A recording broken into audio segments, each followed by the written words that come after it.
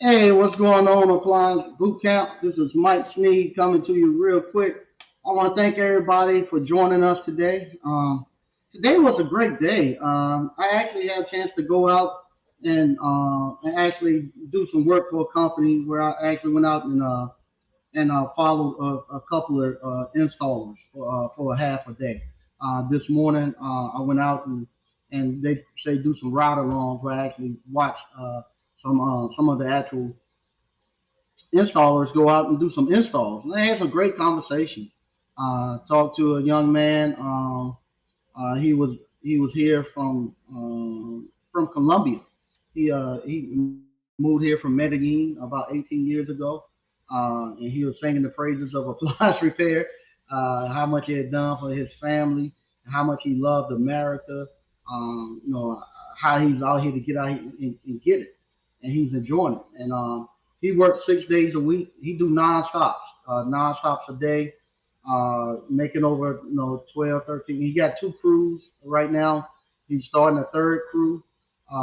Right now he has two crews, and he goes out and he has another guy that he's training. So he's gonna have three trucks out there actually running and making a couple of $1,000s a day doing these doing installs and stuff, and he's loving it. And he was telling me today, he was like, America is a place that you all have everything, but y'all not happy. He was like, why you all not happy? He was like, where he came from in Colombia, he said there they don't have nothing, but everybody's happy. Everybody's enjoying life, but they don't have anything. We here have everything, but we're not happy.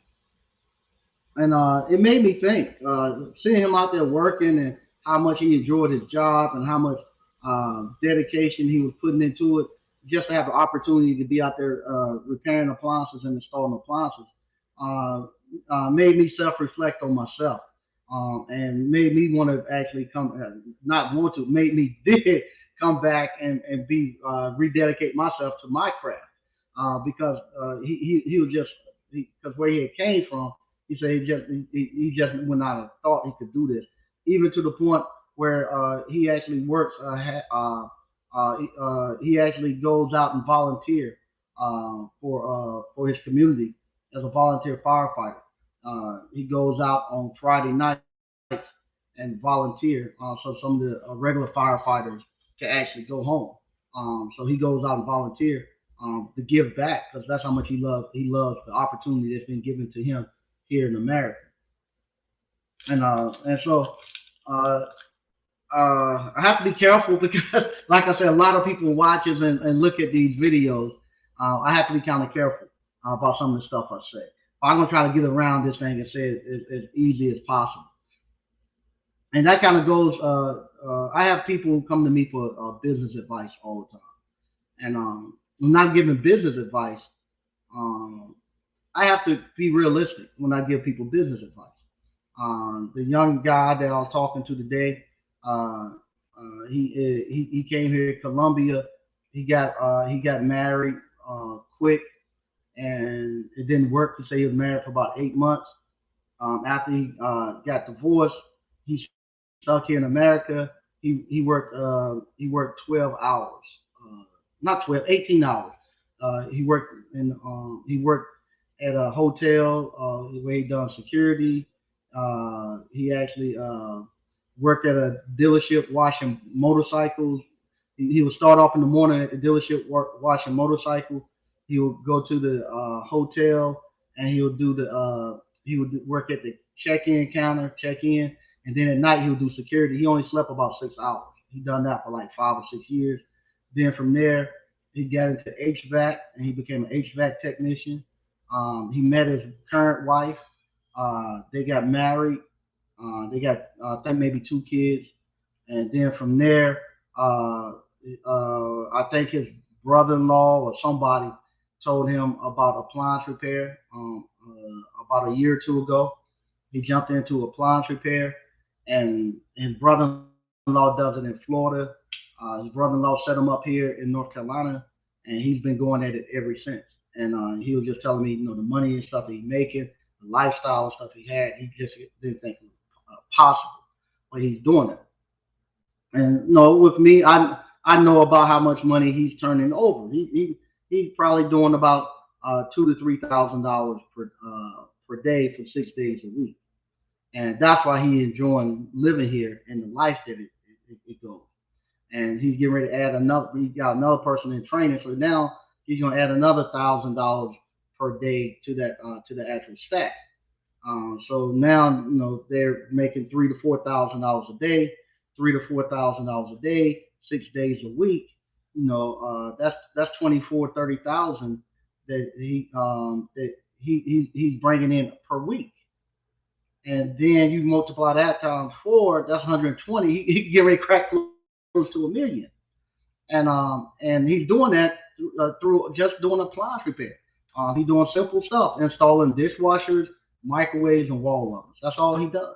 That's all they do all day long, and they're knocking it out, killing it. So if I'm talking to that person about business stuff that they can do and stuff, I know he has a huge buffer between him and life that he can do, even with two kids. Even with two kids, that's not no problem for him to be able to rear two kids and be able to pay for everything for his family and stuff. Matter of fact, he put his wife on the plane to go back to Colombia this morning. She's going to get some dental work. He was saying up here to do the dental work it was going to be like $7,500. Back in Colombia, where he's from, the dentist there is going to charge him like 1,200. So he put his wife and his mom on a plane, let them go to Colombia. They'll be there 2 weeks vacation. He's up here still working, so he has the ability to do all these things in life. Um, so I would give him a different advice than I would give somebody who came to me who doesn't have the skill sets to generate that kind of cash, um, and especially if they are someone who's single and got a couple of kids. If you're single and got a couple of kids, then I can't give you the same business advice that I would give that person. I know we want to say you can't tell nobody, you shouldn't destroy nobody's dream, and you don't know what that person can do. I'm looking at the math behind it. We got to get realistic about our situations. You can we can say I'm not saying prayer don't work and this and that. Oh, and not to have faith and all that. Yeah, that you got to have that. And I ain't saying it. What I'm saying is exact across everybody. Because people say, well, I know a single mom that done this. And that. Nothing is never 100%. But I'm saying if you start looking at the odds of them making it, you have an anomaly every once in a while that might break it through. But you can start looking at the people who actually you got to look at what's the whole and what's the chances of you breaking it through. We got to start talking about this stuff serious, especially in the African American community.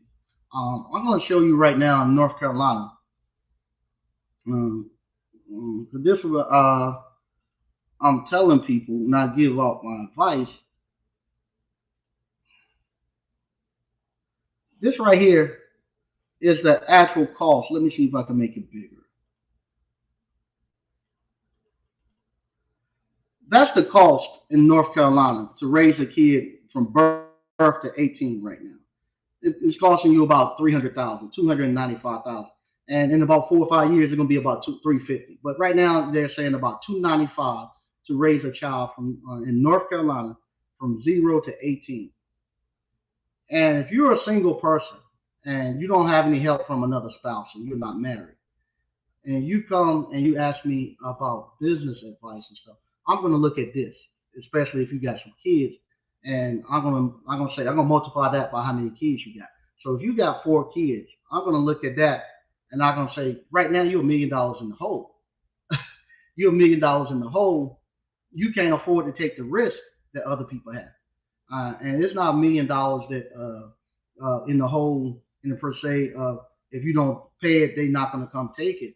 If you're not able to give the time and the effort into rearing these young kids that you have, it's going to be a problem for you and for the whole society in years to come. because this we can say it ain't there, but it is there. This is the cost that it's costing for you to get these kids off and running, and don't necessarily mean that you have to be putting it into. You're gonna put it someplace. If you ain't sending them, if you're not living in a great neighborhood where they can get go to a great school, if they're going to public school, you just don't send them to public school. If you sending them to a great public school, you still got to be at that kitchen table with them, working with them every day, making sure that they have their work. You got to be involved in the school system. So either you're gonna pay to put them into like a private school. And I know everybody says, "But if kids go to private school, mess up too." Yeah, but if you're putting them into a private school that has smaller classrooms, get the more attention and stuff they want, you're gonna spend this money putting it into that child one way or the other. Now, if you're somebody who don't put the money into it and don't put the effort into it, we see the results of that. That's why our kids have to constantly be looking for people to give them employment. Um, I put the effort into doing this for my kids, so I can give them employment and stuff. The money that you see me putting into these ice cream parlors, into my businesses and stuff. That's to keep my kids from having to go to other people and ask for employment, because you're going to have to put that money into them. It's up for us as their parents to build those things for them, give them the direction, put them in a place where they can win. So that's what we have to do, and we can't just ignore it. So when I give people business advice, I'm not trying to be no tyrant, and I'm not trying to be inconsiderate of folks. I'm giving you the truth. This is what you're up against. If you're a single mom, or a single husband, single dad, or something, you got to get you got to get past that. And if you got you already that's a house. So you got one house that you got already with a child. Now you got, if you trying to buy another house, no, that's another house that you gotta put into with that child. And how much time and effort you think it's going to take for you to run a business? A business takes that's like another child. If you don't have somebody to actually step in and help with the rent or the children and stuff, who gonna it's hard. I spend a lot of time down here putting my businesses and stuff together.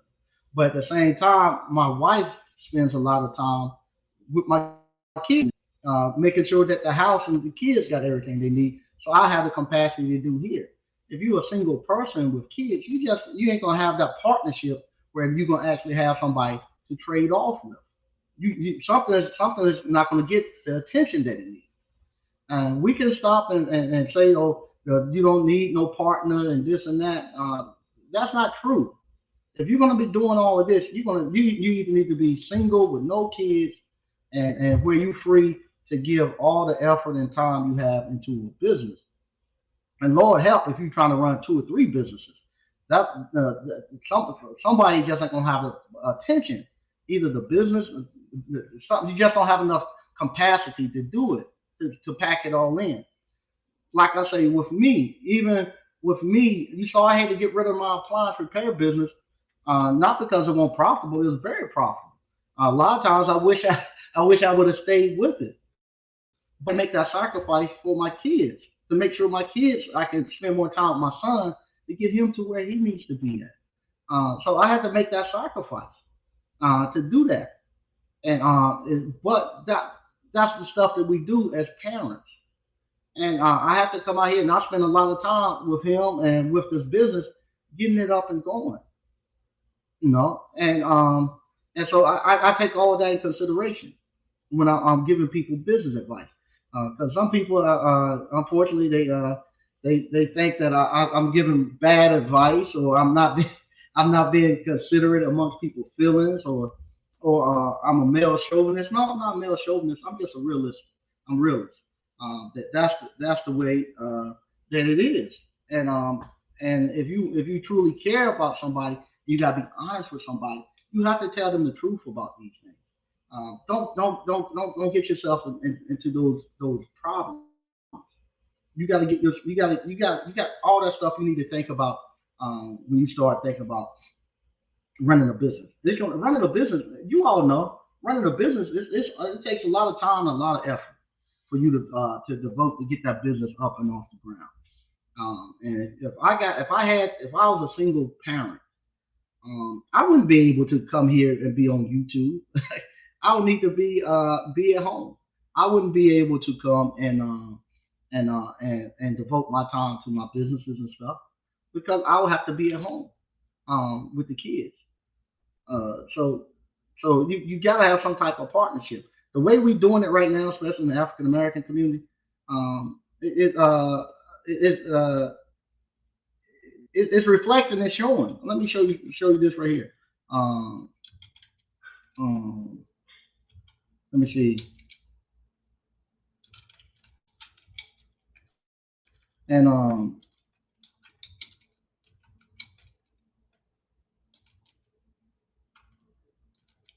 let me see here.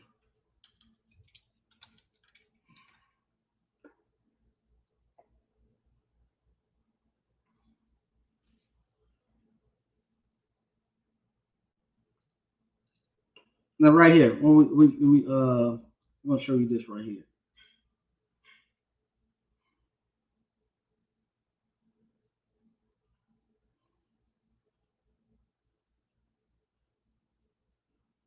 You know, the African American right here they're not saying the men, they're saying say it go, yeah, single black men median wealth is $10,000 compared to single black women median wealth is $1,700. When we started, those are real numbers. There's no money. We don't have any cash. We don't have any money. So we can make all this stuff up about we're actually doing well and that we're that we boss we black excellence and all that. It's just not happening. I just don't see it, and there's just so much stuff that we don't know. When like Friday, I go out there to the actual to my ice cream parlor container. I'm thinking, oh, it's gonna be simple. I'm just gonna put some concrete down. I'm gonna go, and I'm home free. But when I go there and I start talking to the guys, and they tell me, hey, this right here is they ain't just throwing no concrete slabs down. Oh, it's not. What else I gotta do? Well, we got to see the elevation on this thing. Uh, we need to know which way they want the water to run off your property. What do you mean? Well, you don't. There's no ditch between my property and my neighbor's property, so they can't let the water run onto my neighbor's property and just set.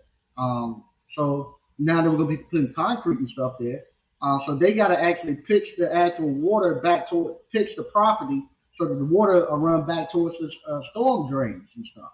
And then not only that, hey, you can't just put regular concrete. Now the concrete is actually going to tie into the sidewalks, the public sidewalks. So now that's different than going to your house. So now you got to look at ADA. So now meaning I got to be compliant. The slope have to be compliant for people in wheelchairs. I think you have like a 2 degree or 2% drop, so that somebody in a wheelchair is not don't turn into no roller coaster. Not only that, you gotta have transition places for people who are seeing impaired. You gotta have certain type of tiles so the pavement stuff changes. Same thing when it hits like the wheelchair, when it gets to a certain place, you gotta change the actual finish on the actual tile to actually slow the wheelchair down. So you got all that stuff that got to come into play. I didn't know anything about. Same thing. I think it's just concrete is concrete. No, the concrete that goes up under uh, a,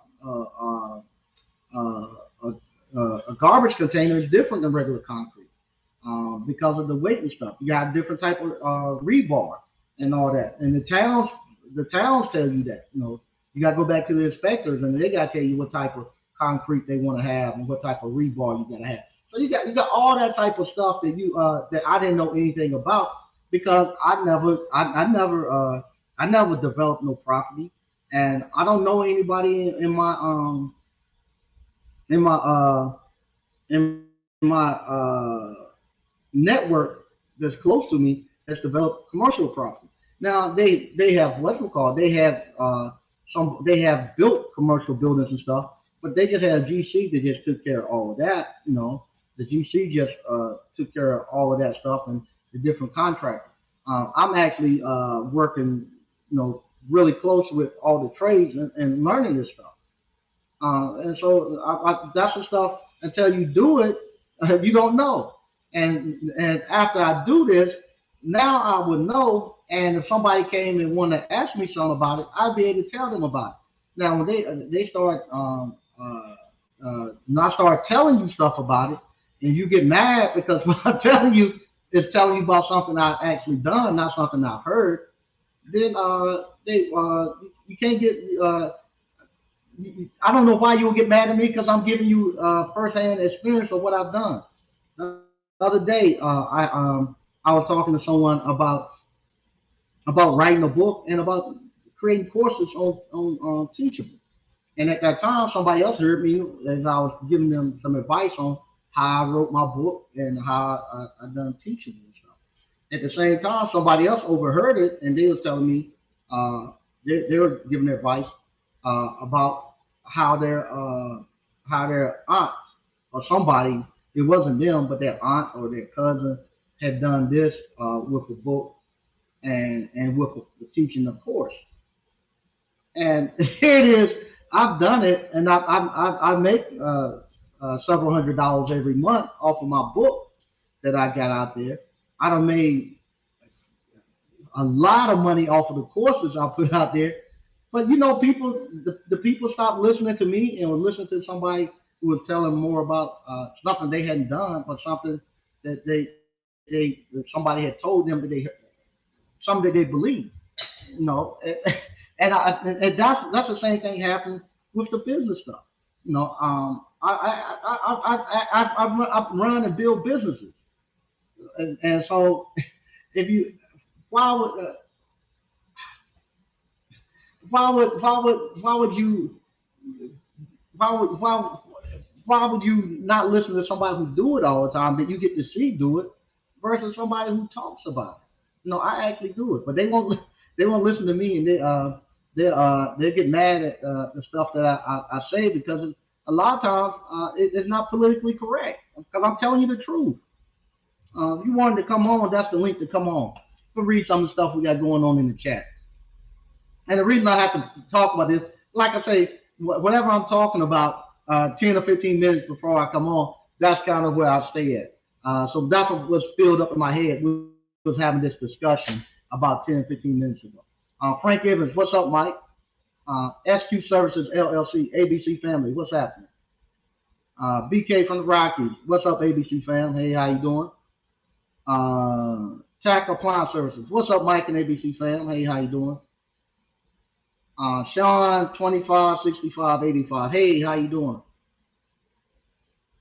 Stoker Reviews. What's up, ABC fam? Hey, Mike. About how long should I wait before I start looking for employees?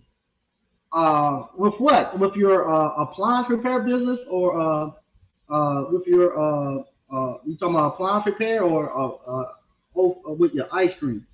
Um, if you're doing appliance repair, unless you somebody who have who have you had employees and stuff before, I wouldn't go just trying to get no employees. It's a totally different game from actually it being self-employed. Like I teach you all starting off being self-employed as a appliance repairman, to going to a point where you actually start running a business. It's night and day. Running a business is totally different than being self-employed. I want you to actually get your money up and learn the skill set before you go start hiring somebody. Um, because if you don't know what you're doing, and then you bring somebody else in, that person is looking for you to train them how to do it. And if you've never been in a position where you had to actually train people and to actually be direct supervision over people, I wouldn't just jump on it because it's a world of difference. Now, a lot of you all look at people like you might look at DCNF, you might look at Lamar, you might look at Miss Ward and all of them, and say, well, they brought in people real quick. Well, you have to think for like 15, 20 years, they coming out of corporate America, coming out the military, where they had hundreds of people that they were responsible for training and supervision of. Same thing with Marcus. He coming out of corporate America, where corporate America and the military put hundreds and thousands of dollars, maybe even millions of dollars into training them and showing them how to actually run business sectors.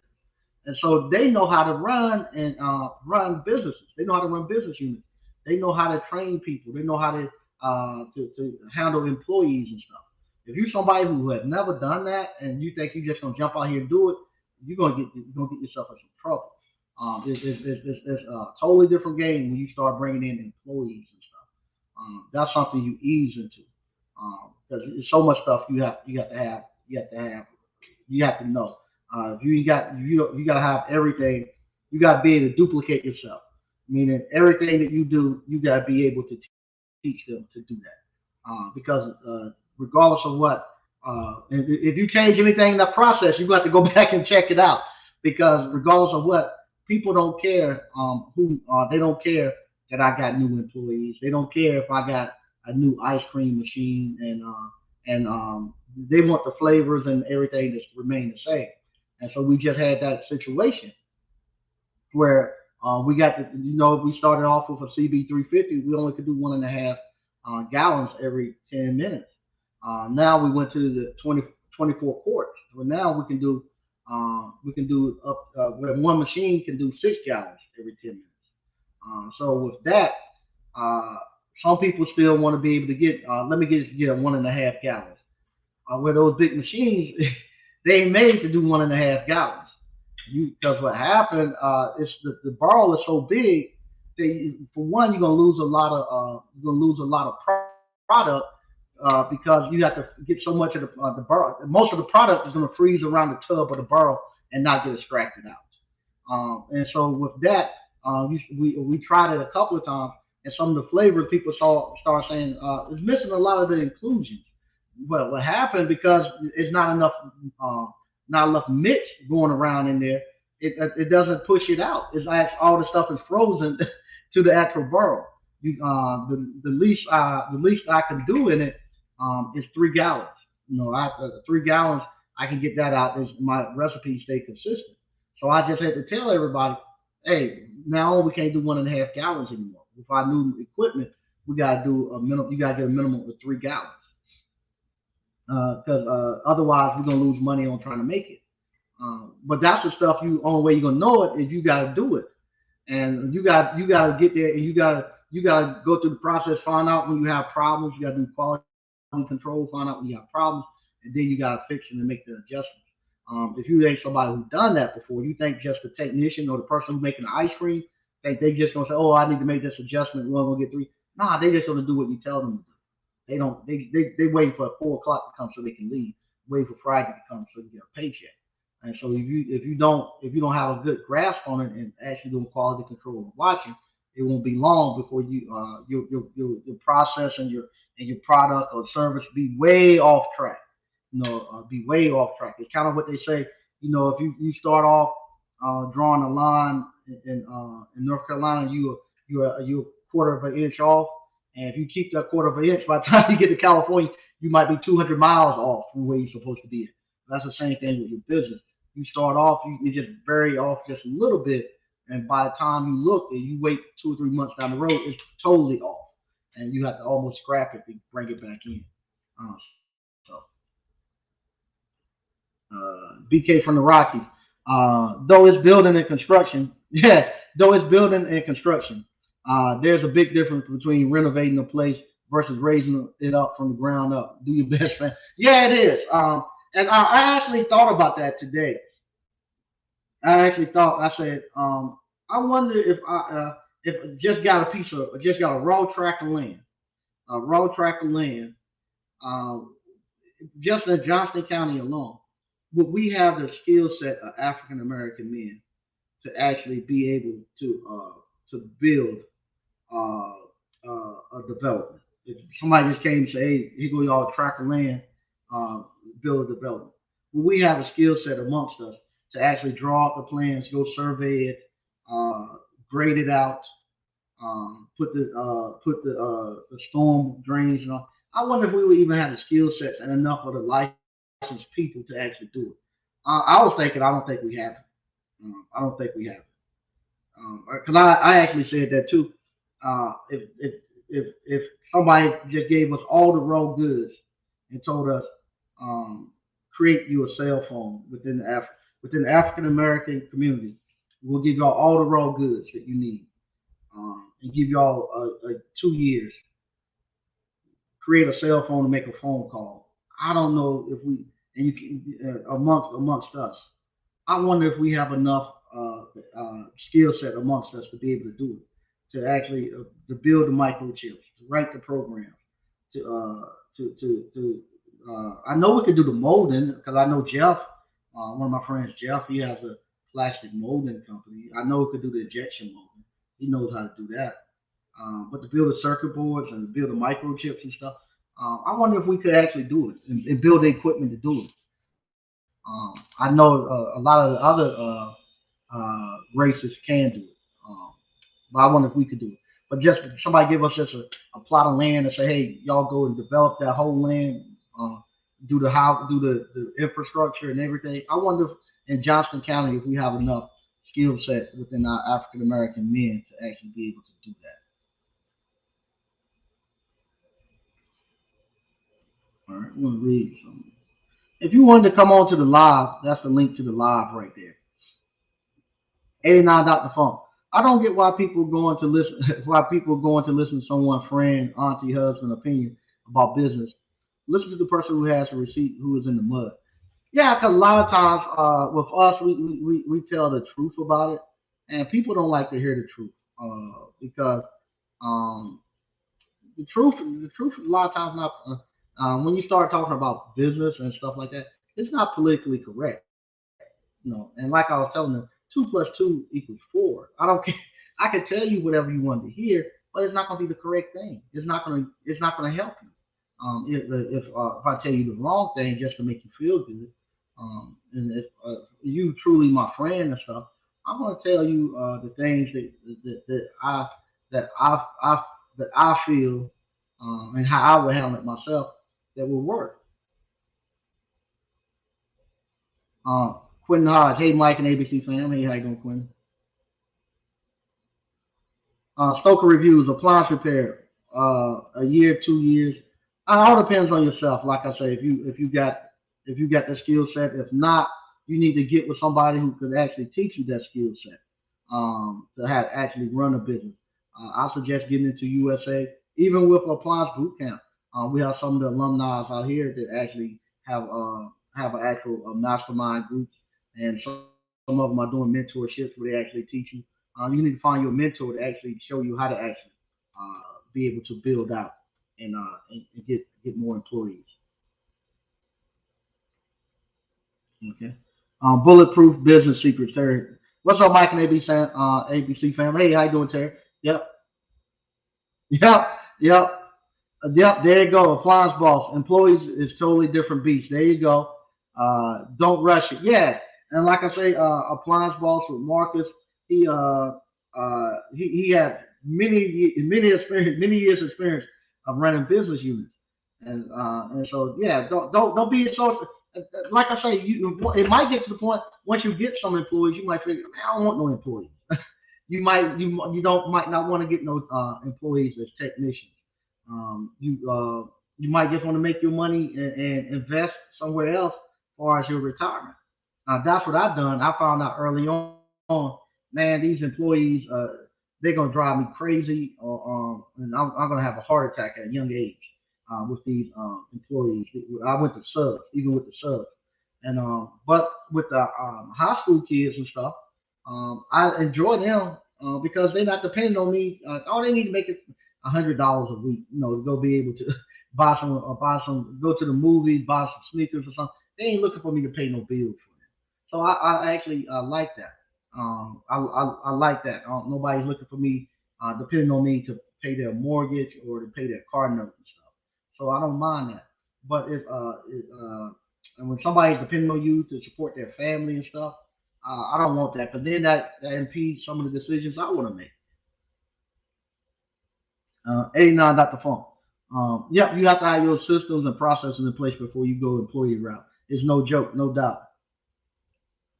Okay, thanks, Mike and ABC and Appliance Boss. Okay. All right. He said thank you for the 89 Dr. Funk. Quentin Hodge, right. Even just bringing in day laborers. Yeah, yeah. Even just bringing in, I'm telling you, when it gets hard when you start trying to, trying to bring in people and stuff. It gets hard. It gets hard. It gets hard. And you think working hard. You trying to work and train somebody at the same time. Oh boy, that's the hardest day you ever have when you actually train somebody. That's the hardest day you ever have. 89.com. I have a friend in Raleigh that went to college with that rent out and drive earth movers. Oh, that rent out and drive earth movers. I didn't know he was down your way. Okay, there you go. Carlos Jones. When and where is your next academy? My actual academy is down here in Selma, North Carolina. Our next one is going to be in August. We're gonna actually do another appliance boot camp, and we're gonna do another ice cream. I thought I was holding off, thinking that I was gonna be into the walk up ice cream parlor in August. But now that I'm seeing all the stuff that has to be done, I'm just saying, hey, it's a process that we're going through, and I'm just enjoying the process. We get in when we get in, but we're going to steadily work at it, and I'm learning in the same time. So, okay. Mr. O, I have a customer who called me to swap an evaporator fan and looked up the cost of the motor and is mad at the price. I offered to take my motor and refund her in full. Uh, no, I don't. What you call? I don't do that. I just give them a flat rate.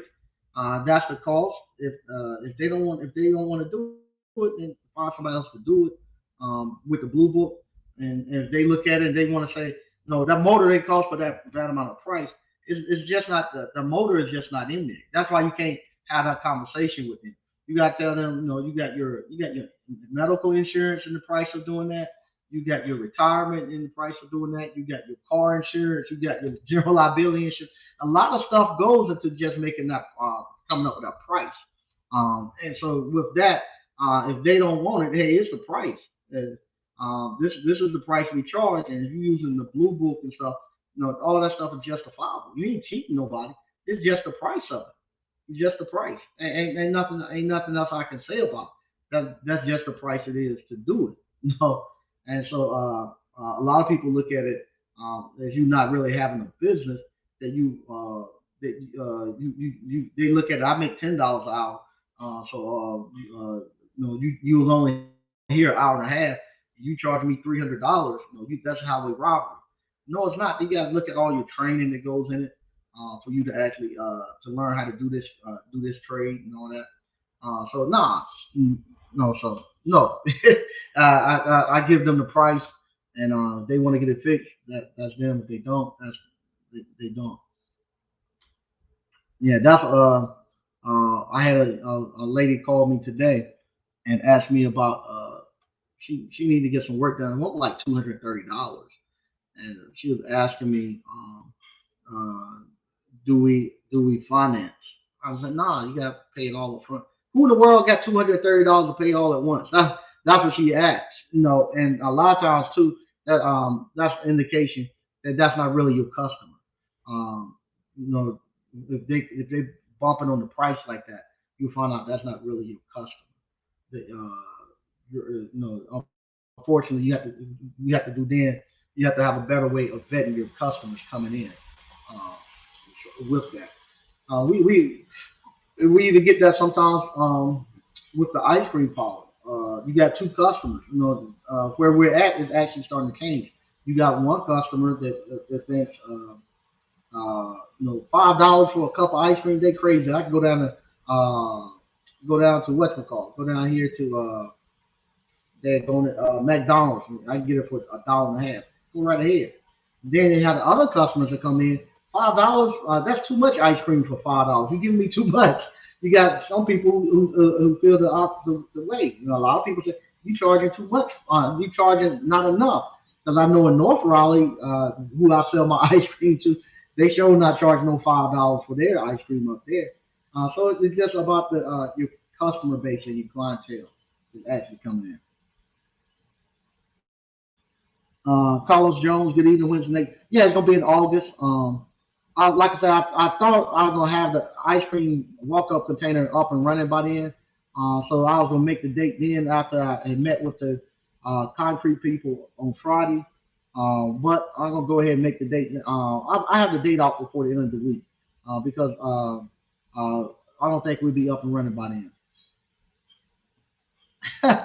Mr. O, but she wants to keep the repair and wants me to refund the money. No, no, no. I ain't doing that. Says she won't leave me alone. No, I meant to cancel the repair and refund her, offer a flat rate, but she went to the trash and looked up the part number. She brought it up. I brought up the cost of running. Yeah, I'm not gonna go back and forth. Yeah, I'm not going back. She got angrier. Yeah, I'm not going back and forth with them on it. I'm not going back and forth. You keep saying this appliance repair is not respected. Yeah, yeah, yeah. But they don't respect anything nowadays. They don't respect anything. They don't respect appliance repair.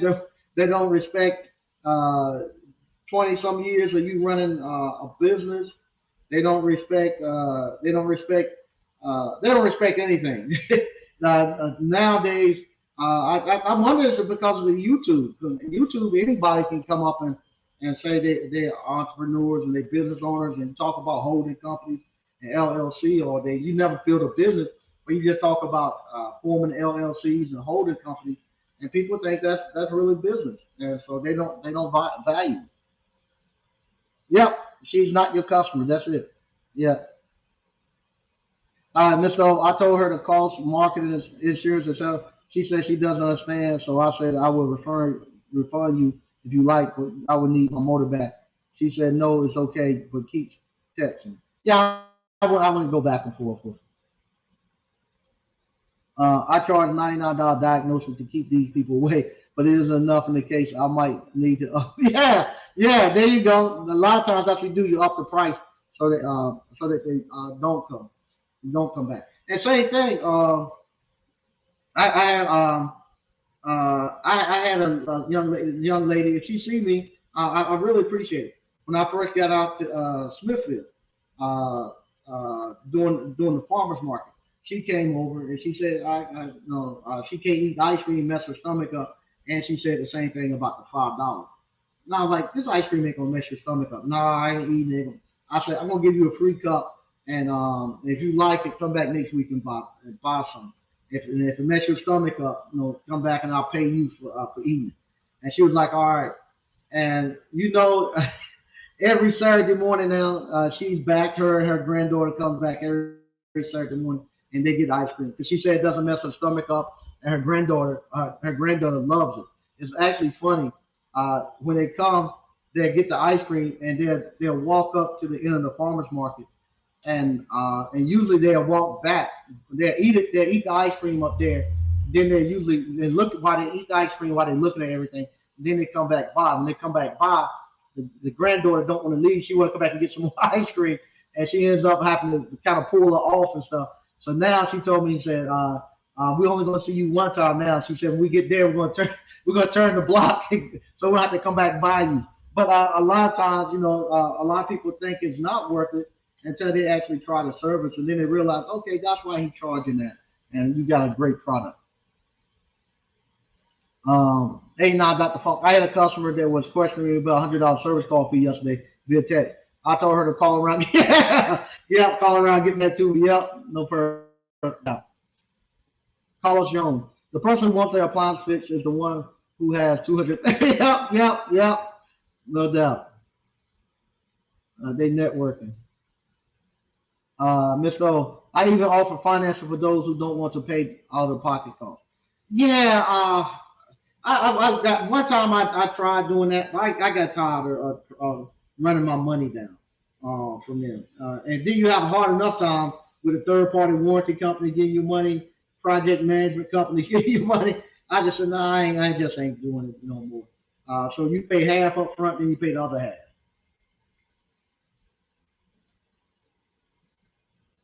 Okay, he got a financing company. Okay, that's good. He said, Mr. O said, he offered financing via the bank on his company software. Okay. She declined the financial option. So what does she want? People, yeah, yeah. I've been there, done that. I've been there, done that. Been there, done that many a times. What's that? Where, somebody called me and they tell me their appliance is under warranty. Okay. Uh, and well, you need to call LG. Can't you get the money from LG? No, I'm not. You get LG to send you the money, or get LG to send you the part. I'll put it on. Now LG did get better with their compressors and stuff, where you could just send a model and serial number in. It wasn't that much to get the part and stuff in. But they talking about they're gonna comp down on repair or something like that. Where you pay me, then you go get your money from them. I'm not gonna do it.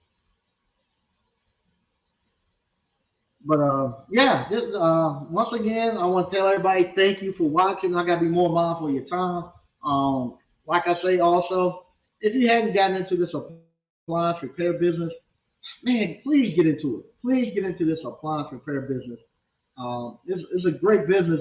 Not only does it generate enough cash for you to be able to actually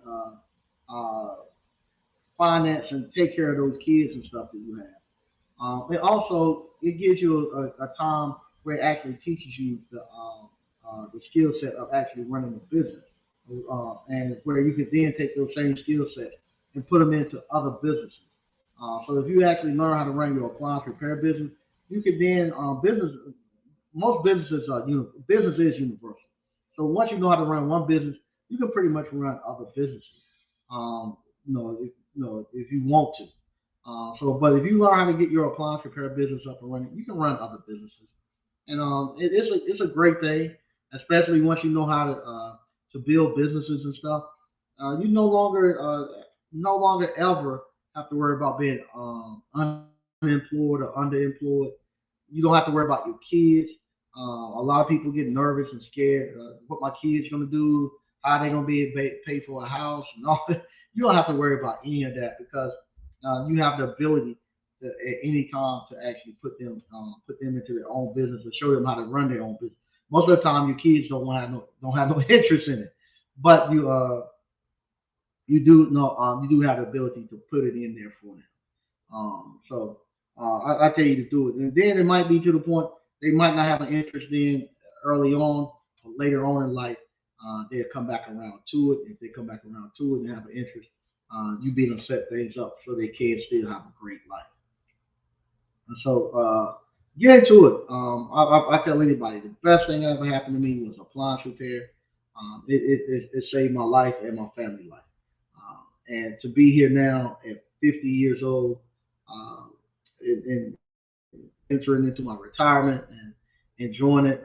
Tomorrow I get to go out and spend time with this beautiful lady at a concert. We're going to see Alan Stone, uh, and enjoying it, enjoying life, really, really enjoying it.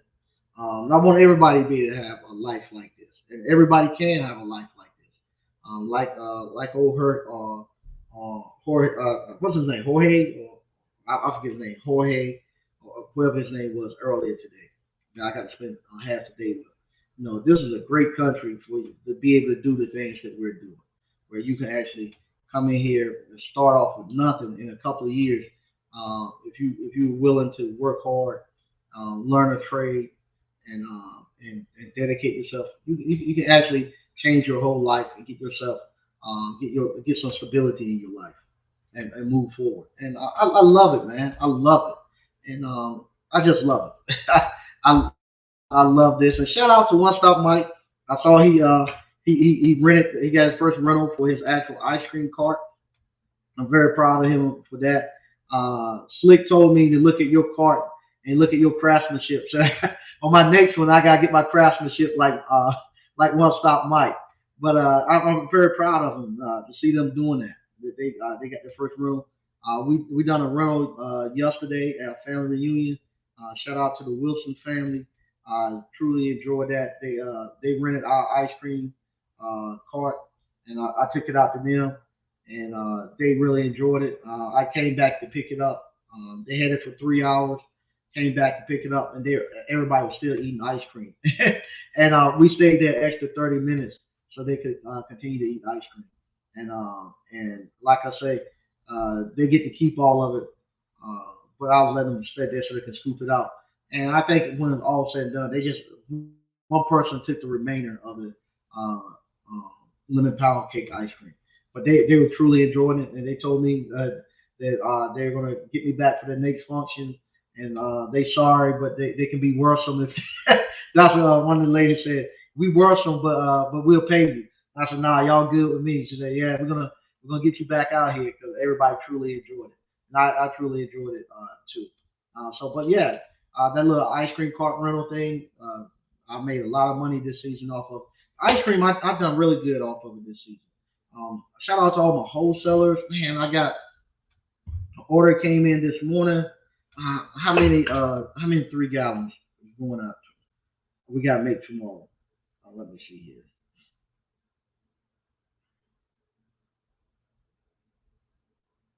Okay.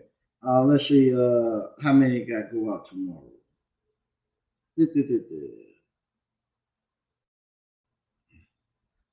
One, two, three, four, five, six, 7, 8, 9, 10, 11, 12, 13, 14, 15, 16, 17. So I got order 17. Let's see how many.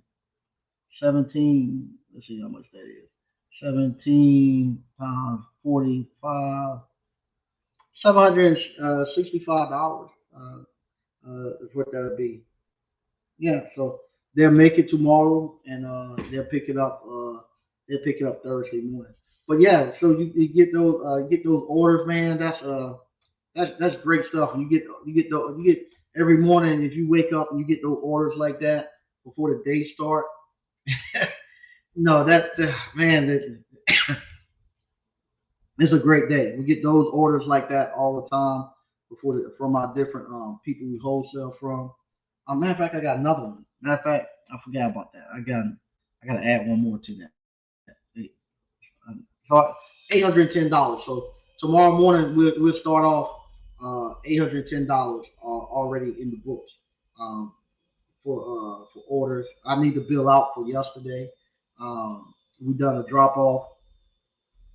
So yeah, so man, it's great. It's great. It is great. It is great. And that right there, my what's it called? My payroll for here is about $1,000 a week. So the first day of work, the first morning, we got orders coming in. Today this afternoon, they'll be able to pretty much cover my payroll. So I have that tomorrow. So then Wednesday, Thursday, Friday, Saturday, and Sunday, pretty much we to the good. So I love it. Man, I love it. I love it. I love it. I'm gonna read one or two more, then we're going. TPHP Walker. What's up, ABC family? Keep striving. Okay. Once again, I want to thank everybody for watching. I'm getting ready to get out of here. I'll be back on Thursday, and on Thursday I'll come with the actual date of the next hands-on live event. Also, it'll be next week. Next week I'll be sending out the emails and stuff from the write up. Thank you for Hershey Vance for actually writing it up. So I'll be sending that stuff out. People are still texting me with their information that they want to be in on the actual stuff that we talked about. So on next week it'll be a slower week for me, and I'll be able to get that out and get that sent out to everybody. Once again, I want to thank everybody for watching. I'll be back on Thursday. Talk to you later. Bye.